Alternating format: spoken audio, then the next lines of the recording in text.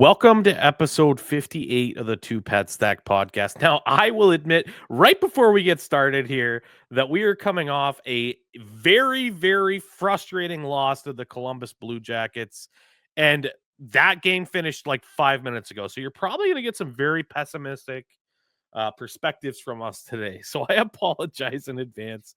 But I think it's time for some goddamn pessimism based upon how this goddamn team has been playing lately. So, with that said, the table is set. Let's dive in. I'm Ace. I'm your host. Glad to have you guys back here to talk some Bruins hockey here for episode 58. Alongside me is my good friend, Jake Reiser. Jake, you're a co-host here, man. You're not just a friend, you're a co-host. So co-host Jake Reiser's in the house. Burge decided that he's still sick and he can't talk, and I don't know, he's got other stuff going on. I told him that, hey, uh, he's like, I'm sick, I can't speak, my voice isn't working. I was like, you know, Robert F. Kennedy Jr. couldn't speak and he ran for president. So, like, what are you doing? Like, come on, get back in here. So, Burge will be back soon. We're excited for that. That'll be probably one of the few positives we'll have to talk about. Yeah, that was a rough week, Jake. What, like, before we dive into individual games, I'm going to throw the stage to you. Give me one word that describes this last week in Boston Bruins land. Embarrassing. That's a good one. It's so embarrassing. Like, bang your head against the wall, just like throw your head to the sky. Beyond embarrassing. That's the only word I've got. And probably the same word most of Bruins Nation has right now. Befuddled, embarrassing, disgusted, I think is a fair enough thing to say. It's You heard us talking going into here. Everyone that knew what they were talking about anything Boston Bruins related, thought that this team was going to be very competitive, if not a Stanley Cup contender. And yeah, that's not it, guys. That's not what we're getting at all. Infuriating is also a pretty good word. That's another one, yeah. Yeah.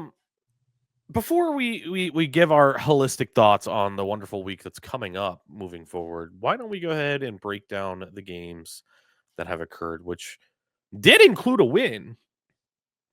Wow, what a win against the St. Louis Blues, a very mid team, the mid of all the middest of all mid teams. I think the St. Louis Blues, because I think at this point the Boston Bruins are not mid; they're just bad. They're not mid. Like, they are still somehow like 17th in the standings across the league, but man, it feels a lot worse than that. It's like they're dangling the little candy in front of you. They're like, oh, look, we're almost there. We're almost this good. Look what we can do. We can come back in the third period and win a hockey game. And then, we'll talk about the rest of the week and how disgusting it was. Yeah. But So that game was in St. Louis.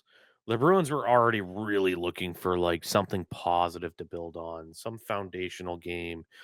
And they thought they had it because they had a terrible start. They went down 2-0 to the Blues, and they put together a heroic, similar to what they did all the time last season and the season before. They put together a heroic comeback, and they came back to win that game. there were so many positives out of that third period specifically. Seeing Morgan Geekie get on the scoreboard finally. Seeing Charlie McAvoy be shot first and have it pay off finally. Them putting in effort until the final whistle. Look at Pastrnak with the goal with less than 2 minutes to go.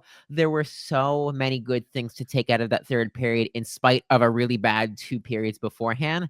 But they were finally able to take advantage of a team who, I'll admit St. Louis collapsed in the third period a little bit. I think we scored that first goal and they looked a little downtrodden. The Bruins actually looked like they wanted to take advantage of it for once. So credit to them, as much as they gave up 2 more power play goals. Again, their PK continues to be awful.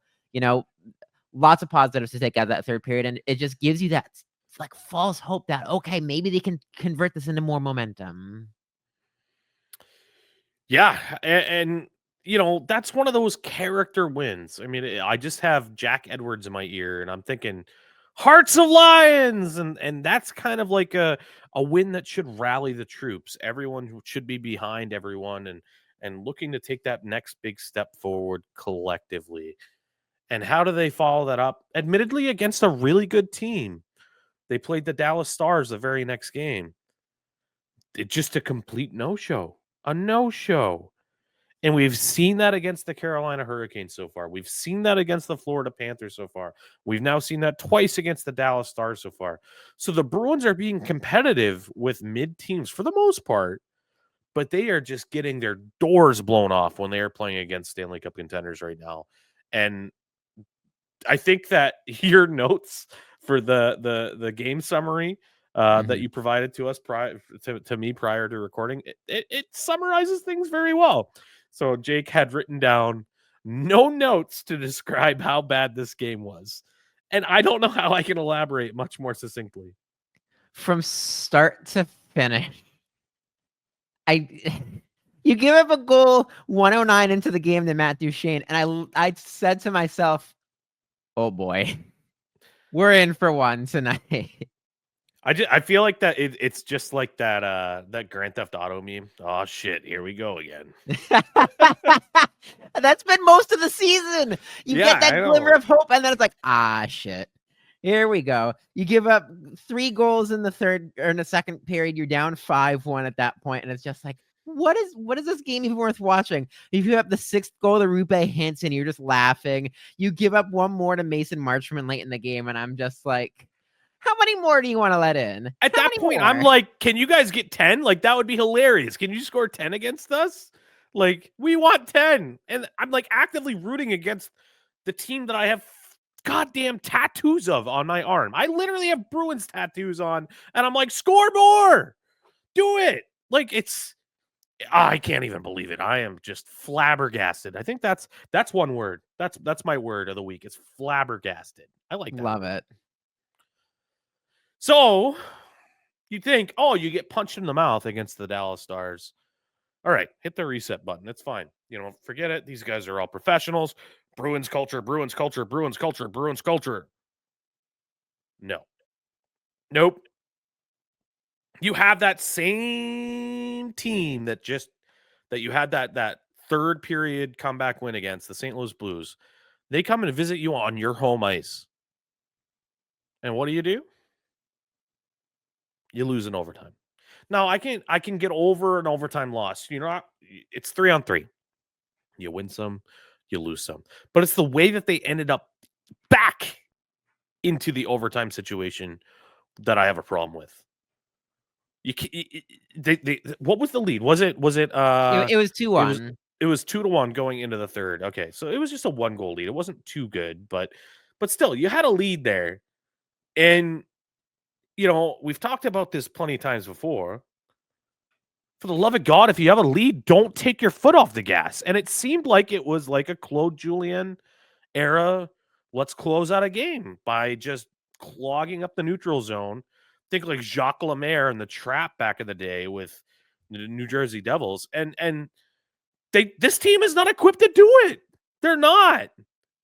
They're straight up not. Jeremy Swayman is an $8.25 million turnstile right now. It's just not something you can do. And once again, it's an overtime loss. I can excuse it for the most part, but it's just we're piling on with frustrating situation after frustrating situation after frustrating situation. And at what point do we say it's not just coincidence anymore? At this point, it's a pattern. I don't agree with you that I can let bygones be bygones with that overtime win. I think it's reprehensible because, frankly, it should have been a regulation loss. The only reason they got to overtime, in my opinion, is Korpisalo stands on his fucking head.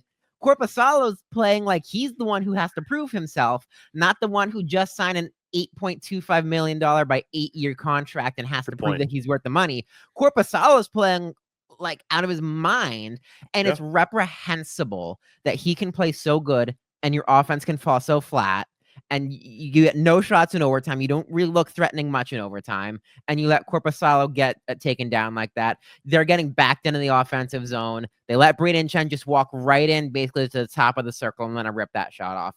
I can't excuse that overtime loss. To me, that's absolutely reprehensible. Yeah, it's rough. At what point do they say Jonas Corposalo, you've outplayed Jeremy Swayman, and we're going to reward you with more ice time. And I acknowledge the contract situation. I totally do. It is what it is. There's a lot of salary cap percentage allocated to Jeremy Swayman. And it's the same argument everyone had with having to keep Linus Ullmark and Jeremy Swayman on the same team. That's too much money allocated to the bench. But right now, Jeremy Swayman is not getting you wins. And I'm not saying that Corposalo necessarily is.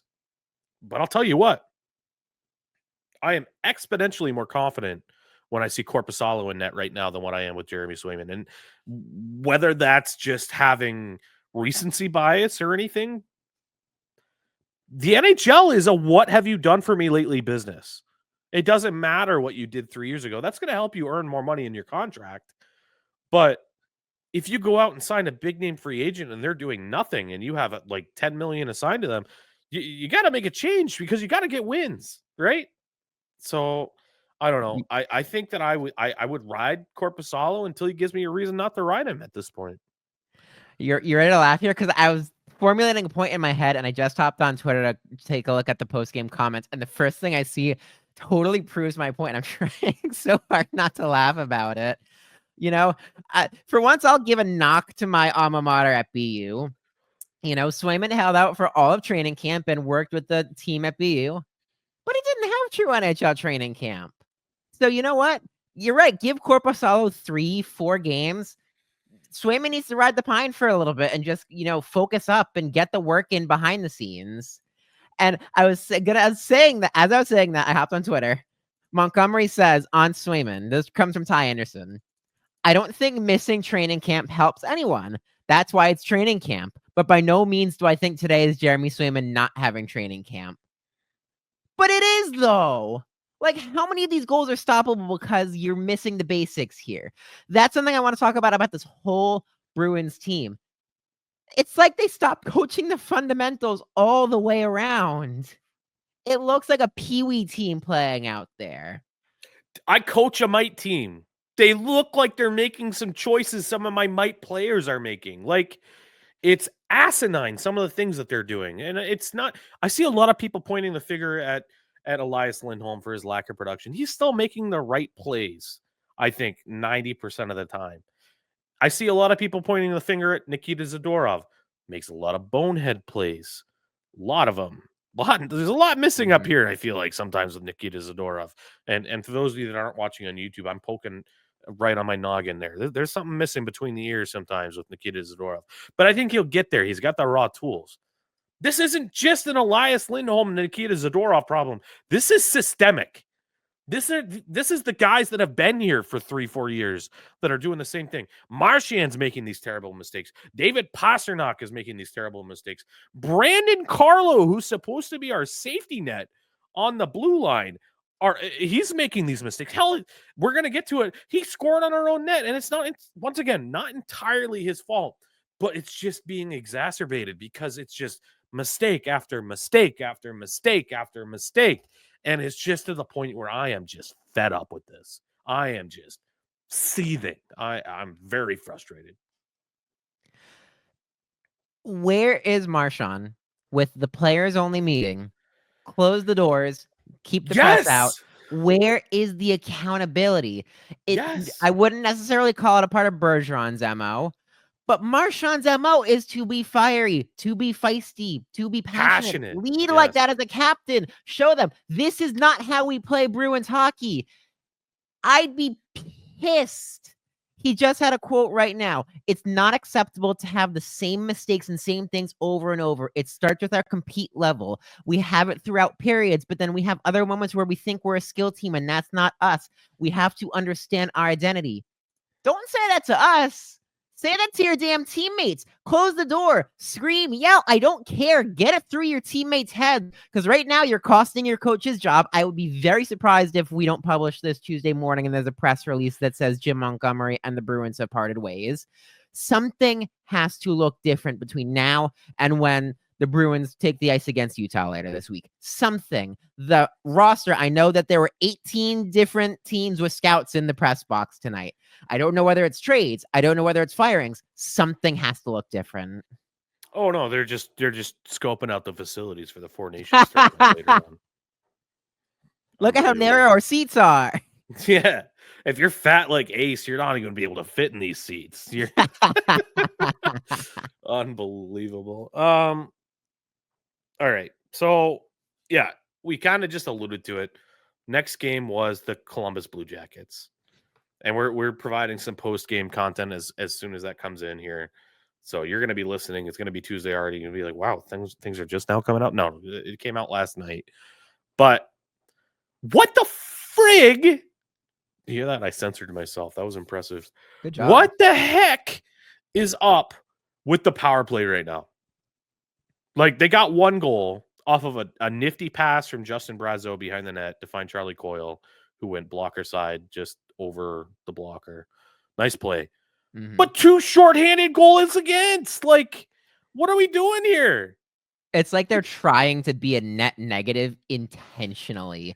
They make, again, boneheaded moves. Mason Lowry trying to do too much at the point. Their shot selection isn't there. Yeah. The player rotation isn't there. The I puck can rotation isn't there. excuse Mason Lowry making a mistake. He's a young player.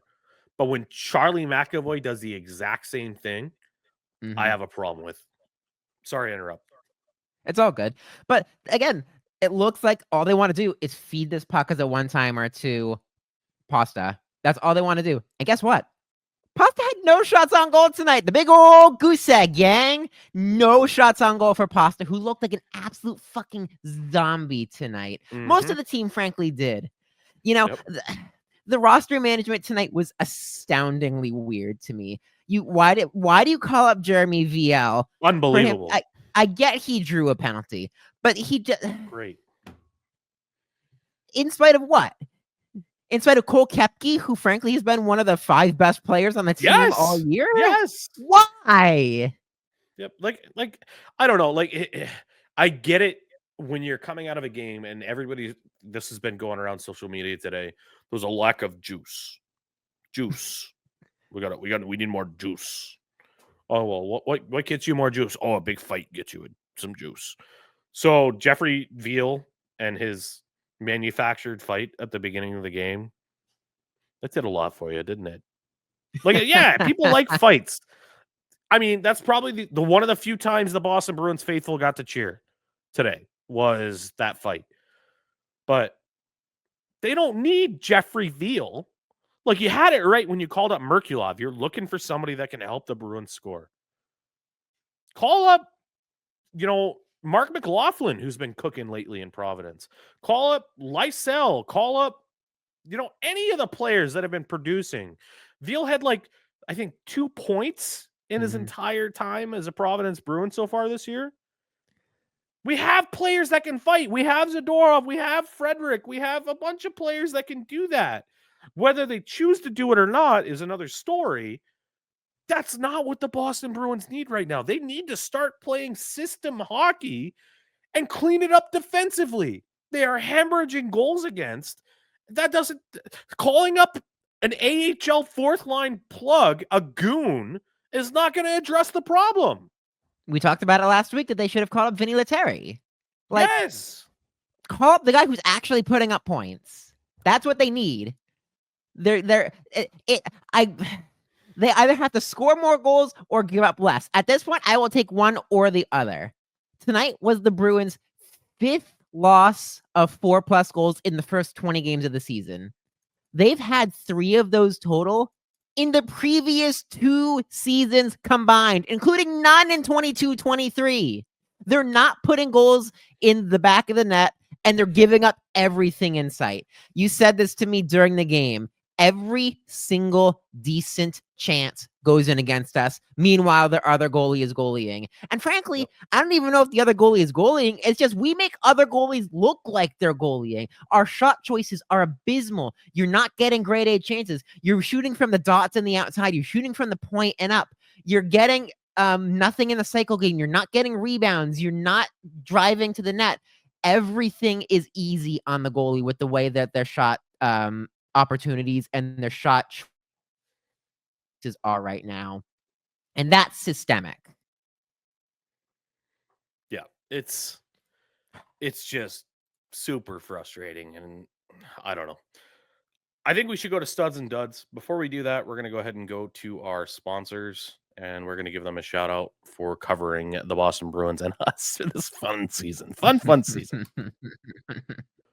This season, the Two Pad Stack podcast is proudly supported by two fantastic local businesses. First, we're going to give a shout out to Earth Eagle Brewings, where great beer meets great company. With locations in both Portsmouth and Somersworth, New Hampshire, Earth Eagle is something for everybody. Whether you're relaxing in their Portsmouth beer garden or enjoying live music and trivia at the Somersworth pub, you'll be in good hands with their craft beers, epic hot dogs, and much more. And don't forget, if you're into brewing your own beer, their homebrew shop has you covered in Somersworth. And when it comes to tattooing, there's no better place than Vital Ink Tattoo in Barrington, New Hampshire. The artists at Vital Ink are all about turning your ideas into tattoos you'll love forever.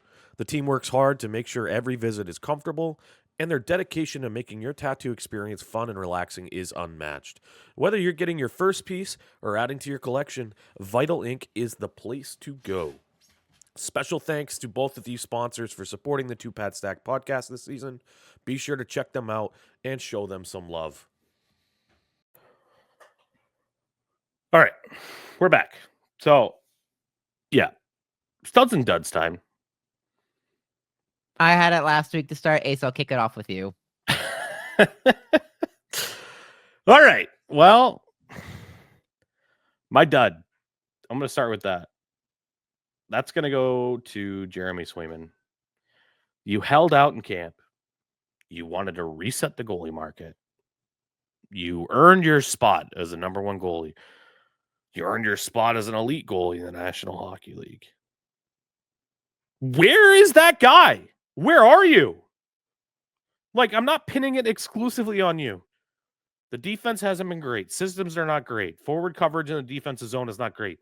But for God's sakes, you're an $8.25 million goalie. Those guys steal games, and you haven't stolen shit. The only thing you've stolen is about $4 million off our cap space this year. That's it. Like, can the real Jeremy Swayman please stand up? Because he's sitting on his ass with a red light going off behind him right now. So, Jeremy Swayman, you're my dud of the week. And I really hope you're not my dud of the week next week. My stud of the week. I don't fucking have one. There's none. There's nothing optimistic going on with this team right now. None. Maybe the media for the Boston Bruins right now keep applying pressure for what's going on with this team right now. Mm-hmm. That's it. I don't have anybody. There's nothing. Nope, that's it. That's it for me for studs and duds this week. That's it. Jake, what do you have for studs and duds? Frankly, that's fair. That's really fair. If I had to scour through this roster to find a stud to bring one maybe positive thing into this episode, my stud of the week would be Freddie. Getting 2 goals against the Blues. We've talked about it at least once or twice this season about him really needing to step up, him looking lackadaisical, him not putting pucks in the back of the net. Putting 2 goals in the back of the net should do you a little bit of sense, you know? He had that great that great rebound goal, pardon me. Hell of a tip rebound from Georgi Merkulov, who, thank the Lord, they called up. Because not only did he have that great assist in the Blues game at home, he's the only one who actually knows how to carry the puck into the zone to generate some offensive possession. So maybe it's Merkulov. I don't know. But I'll stick with Frederic because he's been more established on the roster. He needed the 2 goals. Good for him. My dud of the week is the entire D-core. I totally understand putting so much of this on Swayman, but what the fuck is going on with the defense? So many times tonight, but it's so apt. They look like giraffes on skates. It looks like they've got puck repellent on their tape. It looks like they've just frankly forgot how to play defense at this point. And I get losing Hampus Lindholm. That's one storyline we haven't necessarily talked about is they lost Hampus Lindholm in the first period of the game in St. Louis. He blocked a shot with his knee just above the padding. He's out weeks. So, you know, unfortunately, our best defenseman who we talked about last week, who we said is probably the best player all season, is now off the roster for an indeterminate period. For a long time, from what I've heard, by the way. You know, rumor has it hasn't been publicly confirmed, but he's an ace. So now, yeah. Ugh. It's So now, a fractured kneecap, from what I heard, which could be a 3-month to 6-month recovery time. so that's So pretty much like All-Star break / Frozen, or what is it? Four Nations face off to not even coming back. yeah, Fun, like isn't if it's a later timeline, that's postseason. If I don't think Yeah. you're gonna make it at this point, like you can't even LTIR stash the guy and go get somebody else. Like, Saying the Bruins in postseason in the same sentence doesn't exist right now. It's No, not not even in right the same this second. stratosphere. no. But to get back to the duds, you now have to plug in Jordan Osterley, journeyman Jordan, on the back end. And what are you left with just like a guy who needs to be held so accountable in Charlie McAvoy, another guy who needs to be held really accountable in Brandon Carlo, and then a bunch of what the hell is going on here? Is the Nikita Zadorov, who clearly isn't playing to his contract, that it's looking like such a terrible contract, which so many people said when it happened, and look at what's happened in the first 20 games. Andrew Peak, who's turning into late career Adam McQuaid, and has also been injured. I'll give him maybe a little bit of credit because he's coming back from injury, but still. And now I thought he was one of the Journeyman best Bruins Osterley- defensemen tonight, by the way. You think Peaker was? I think he was. He was generating a lot of good opportunities. I'll Probably give him should have credit had that he one or was two hungry goals. to actually get into this lineup. I mean, and that's then what happens when you play against your former team, right? Like, you Yeah. want to prove that they made a mistake for moving on. And I think he was motivated, but Yeah. not enough to score. But decent game. And then Osterley, and then Lowry, which we already talked about. You know, he's a kid and he'll make Yeah. mistakes, but these mistakes are just brutal. They're killing us. So, Decor, I know you lost your biggest piece. You're better than this. You should be better than this. Dud. All duds. All of them. No, I can see that too. Speaking of Jeremy Swayman, some post-game comments out here. Hold on, where is it? It was from Ty. Swayman, I need to step up, and that's exactly what I'm gonna do. Okay. We'll see it. Show me. Don't tell Mhm. me. Show me. They're not What are practicing. your thoughts? Sorry? Yeah, They're that's a not good point. Yeah, practicing. no I'll say practice today tomorrow. because this is airing Tuesday morning, so they're not practicing today. Yep. No practice today.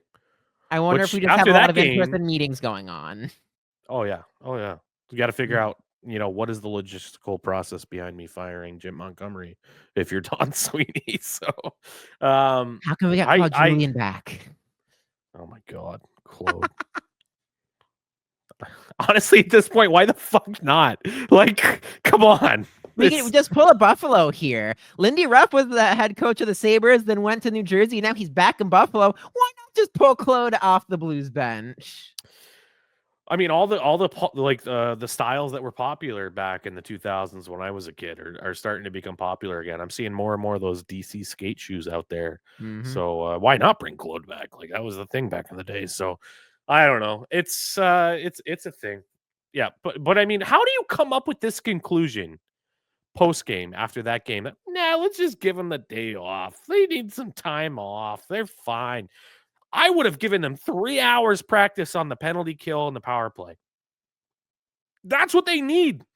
The special teams have been killing this team all October, all November.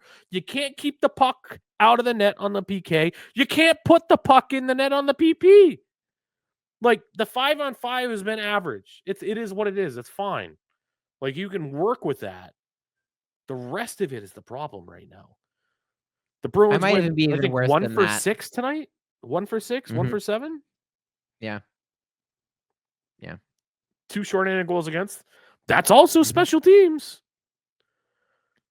I don't know, man. I might give him worse treatment at practice than you would, just, putting them on the power play for 3 hours. I'm Herb Brooksing them again. Just bag skate, suicide skate until you've got puke all over the ice. If you have lack of juice, drain your batteries and start over. That's what I do. No skills, no nothing, just bag skate. Just you don't have juice? Show me what you got. Show me what no juice really means. Yeah, there's not enough out of hibernation from Back Hill Brew Company, the official beer of the Two Pad Stack podcast, to make Boston Bruins games enjoyable this year. So stay thirsty, my friends. There probably has more hop than the Bruins do right now. Nice. That was good. That was good. All right. What are your thoughts? Does Jim Montgomery survive the next 24 hours? No, not at all. We talked Does about he it. or we should talked he about or it different things? 24 hours. No, I think if you're listening to this on Tuesday, November 19th, 2024, there will be a press release by the end of the day that says Jim Montgomery and the Boston Bruins have parted ways. I don't know who they'll do for interim, whether it's Sacco, Leach, Kelly, whether they have someone in their back pocket. But I'd say yes, or yes to he's gone in the next 24 hours. That's my guess. Frankly, Don Sweeney should be gone too. I think that everybody needs to be fired into the sun at this point. But if you're talking specifically about Montgomery, he does not survive the next 24 hours. Yeah, so I'm talking specifically about Monty. So for those of you that are watching on YouTube, I'm about to share a beautiful little screen here. Which you should be watching on YouTube, guys, because if you were, you'd be able to look below us and see all of our socials. We've got some nice icons there for you. You can follow us on Twitter, X, YouTube, Instagram. You'd see that on YouTube, but In no way, shape, or form am I advocating for this, but my Mike Babcock? goodness gracious. you got games on your phone, Jake? He looks like Argus Filch from Harry Potter. That's a meme and a half. My God. Yeah, you got the face swap on David Pastrnak as well on Patrice Bergeron there with the Claude photo. So yeah, I think a veteran NHL coach like Babcock could probably get more out of it. And like I said, not advocating for this, just for the memes, I think. But yeah. What about you? Do you think how long? I do think that he's going to be gone. I feel like this front office is dragging their feet on everything. So I don't think that they're going to fire him today, but I think they should. Hell, if I was Jeremy Jacobs, or Jeremy Jacobs isn't worried about the Bruins right now. He's too busy enjoying his final 2 years on this earth, probably. Charlie Jacobs would be the guy that would be probably pretty fed up right this second. He's probably the one that would be making the call to fire not just the coaching staff, but management altogether.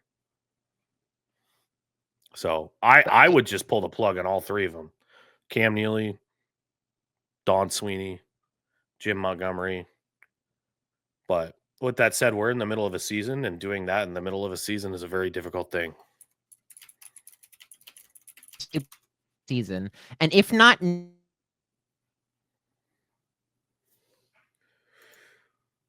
opportunity where you have 2 years in a row. That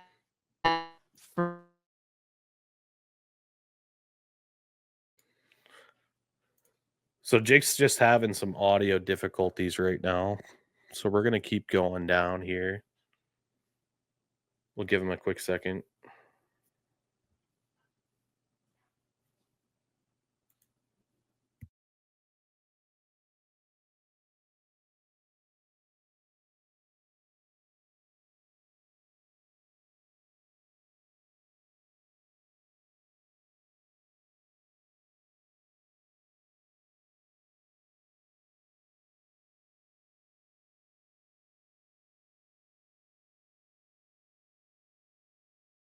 and we're back. And you sound much better. All right. There we go. So, as I was saying, If not now, for at least Monty, then when? Today and tomorrow are off days. You're not even practicing today. You don't have very many opportunities where you're not going game, off day, game, off day, game, off day. It's very rare you have 2 off days back to back. You have the time to fire someone, have a press conference about it, figure out who your next head coach is, or at the very least an interim, and go from there. And then give that new head coach a day to practice with the team and figure things out at the very least for this next game coming up against Utah. If not now, when? You're right, they've been dragging their heels, but at what point have their heels hit the curb and they're just going to get pulled out of their shoes? Yeah, I mean, I think it should. I think it should be now. But whether that happens or not, Don Sweeney, we've talked about this before. Don Sweeney likes to be the guy that he thinks is the smartest one in the room. Mm-hmm. So despite what the public perspective may be, Don Sweeney likes to go in a different direction. So whether Don Sweeney follows suit with what everyone may be thinking, I mean, you've got Ty Anderson, you got DJ Bean, you've got everyone, Pete Blackburn, anybody that has a decent following. And actually, I'll give all 3 of those guys a lot of credit. They know a lot about the Boston Bruins, and they're very intelligent people. They are all calling for changes. And once again, they're not putting the responsibility exclusively at the feet of Jim Montgomery. But you can't fire the players. I've said this before. The GM can only fire the coach. Sure, you can trade the players. You could waive the players. That's poor asset management. And if you trade the players, you're probably taking them at a loss, asset-wise. So All at their lowest value. Right. The only solution is to fire the coach. Somebody has to be held responsible. Yeah. And it's fact that when you fire a coach and you bring in another coach, generally speaking, the players respond. Whether that's a permanent thing or a temporary boon, that's TBD. But firing a coach sends a message. It's a shot across the bow. It is usually received well, and the players rally. Look at the Oilers last year, who got off to a terrible start, fired Jay Woodcroft, hired Chris Knobloch, ended up within a game of winning the Stanley Cup. And they have a very talented roster. I'm not saying the Bruins don't have a talented roster. They do. Maybe not to the extent somewhat of the Oilers. They certainly don't have a Connor McDavid or a Leon Draisaitl on their roster. Maybe they might have maybe a little more balance because there's quite a drop-off, but I'm not saying that it wouldn't hurt. Yeah. I think this team would be in a much better situation if their $8.25 million goalie was playing with like a $8.25 million goalie, and their blue line was playing like a top blue line in the NHL, which it was supposed to be. Everyone knew that the big question for the Boston Bruins was going to be, can they score enough? Can they generate enough offense? Mm-hmm. So far, that answer is no. But what's compounding the issue is the fact that they're just hemorrhaging opportunities. They've given up 5+ goals, I think, like 4 times already this year. It's just, it's not sustainable. And we've seen far inferior teams, personnel-wise, to what the Boston Bruins have, play a system that mitigates the offensive chances against far better than what we're seeing right now.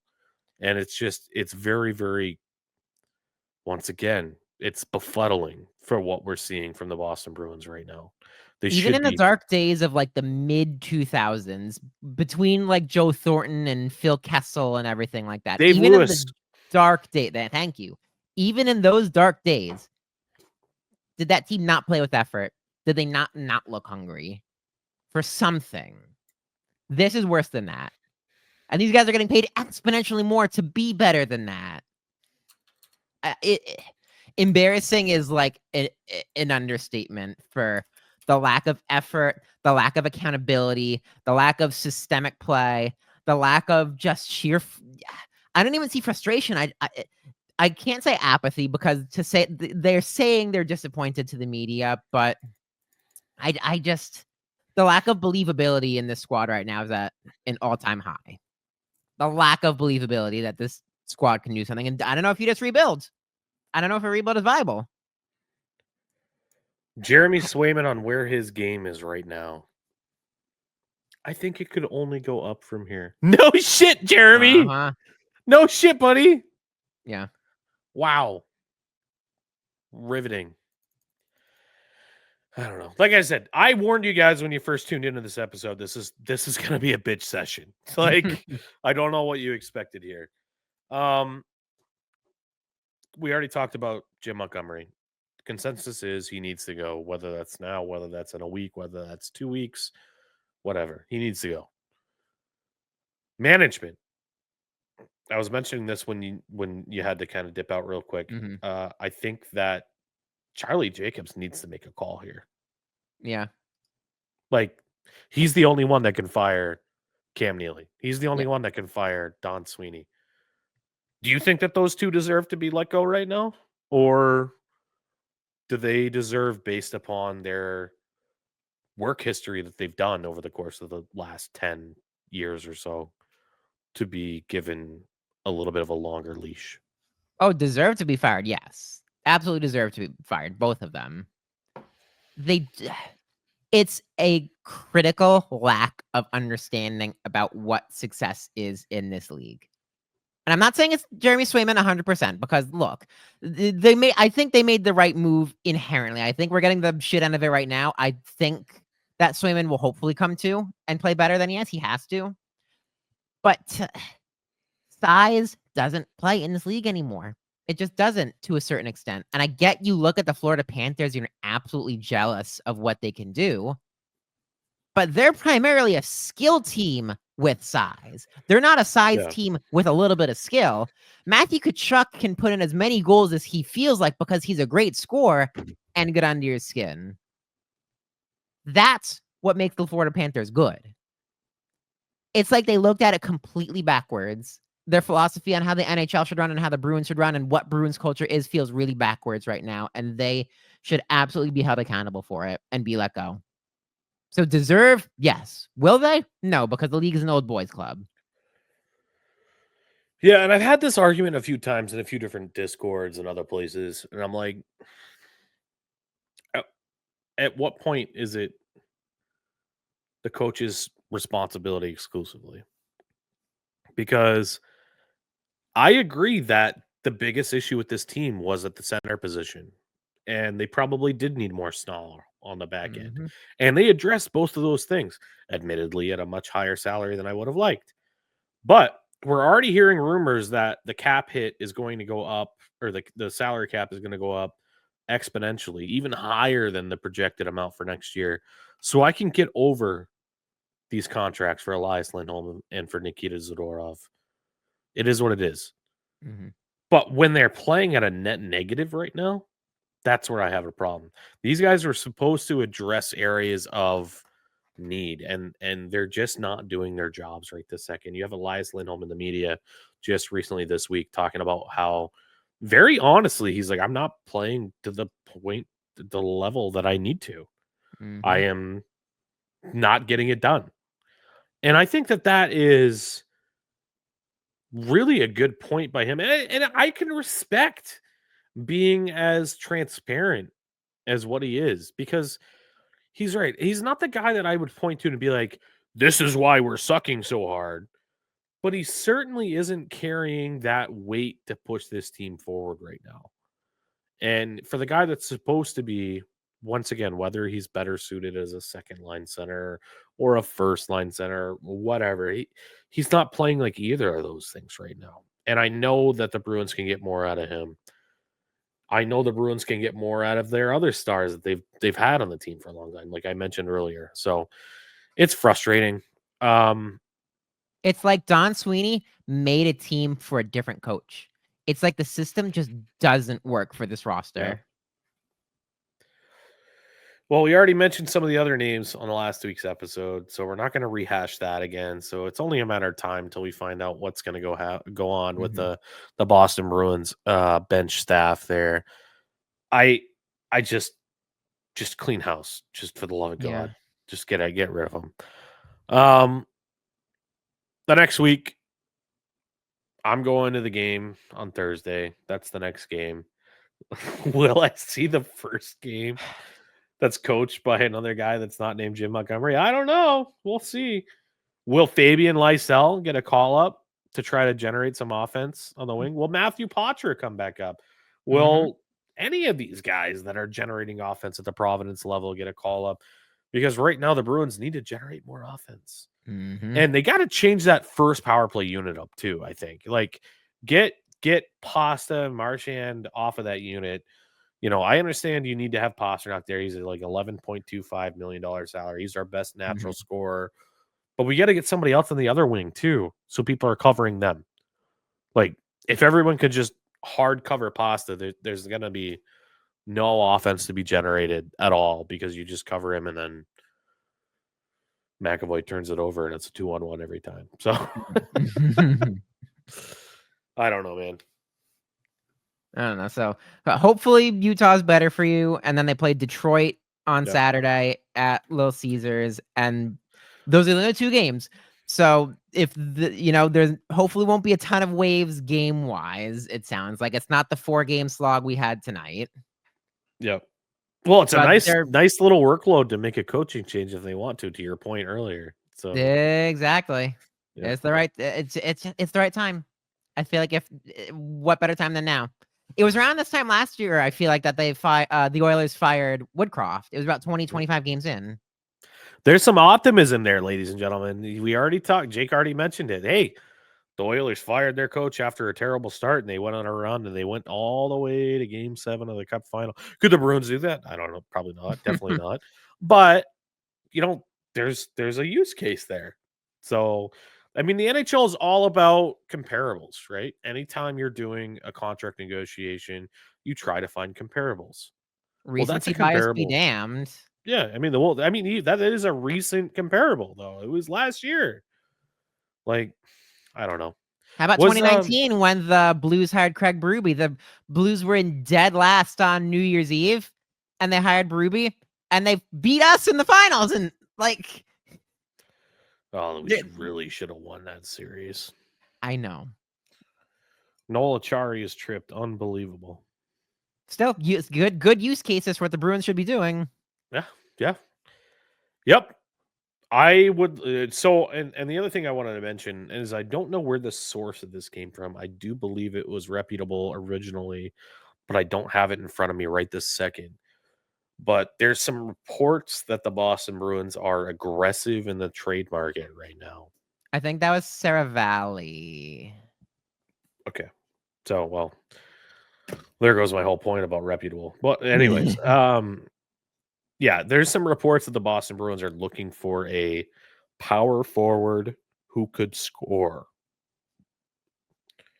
What does that say to you? Tom Wilson? I think that's the only guy that comes to mind. The problem is the Capitals are playing really They're good cooking, right dude. Now. They are cooking. Ovechkin's going to hit Gretzky's record by Christmas at this point. I think he has another multi-goal game as we speak, as we're recording. He does. He's at 15 goals. He has 2 more goals tonight. He had a hat trick last night. He's going to break Gretzky's goal record in the next 3 weeks at this pace. Guy's going to be scoring goals in a wheelchair at age 70. It's going to be nuts. Yager's got nothing on him at this point. No, dude. Oh, speaking of Yager, so my daughter scored a goal this weekend, and she hit the salute after the goal. She hit the Yager salute after the goal. I couldn't even tell. We did a line change, and I was talking to another kid, and she got on the bench. She's like, "Dad, did you see my celly?" I was like, "No, I didn't see your celly. What was it?" She's like, "I did the Yager." She did it with her glove. I was like, "Oh my God, I can't believe I missed it." I was so upset. Such a proud papa, though. Oh, it was so good. So good. But yeah, it's been a challenge here, man. Like, we talk about the Bruins on a weekly basis, and I'm not saying it's for a living. It's something that we enjoy doing. It's a hobby for us. But when it's so negative, it is definitely a tough time here, guys. So we appreciate you guys tuning in today. There's not a whole lot else that I think we really need to hash out here on this episode. My concluding thoughts, and I'll throw it over to you for yours as well, Jake. But my concluding thoughts are, let's get an announcement out tomorrow about Monty. Today, if you're listening, let's move on. Let's end this chapter. You got to bring in somebody that's going to try to revitalize these guys. Brad Marchand, it's time for you to be a leader. I understand that you're probably talking to your teammates behind closed doors. It's time for that players only meeting that should have happened 2 weeks ago. It's time for Fabian Lysell to be called up and put on the top 6 role on the wing. It's just time for change altogether. And I understand, Don Sweeney, you're focused on the 4 nations, whatever. I don't give a shit about that. Let's fix the Boston Bruins first before we worry about Team Canada. Over to you, Jake. I think you would see us both a lot madder next week. And that's saying something. If we don't see substantial change in one way, shape, or form, if there isn't a new coach behind the bench, if there isn't drastic change in the lines, if there isn't a bit of roster turnover, I think you'd see us both almost even madder than we were this week. Something has to be done. It's not just us that's at our wits' end. It's all of Bruins Nation.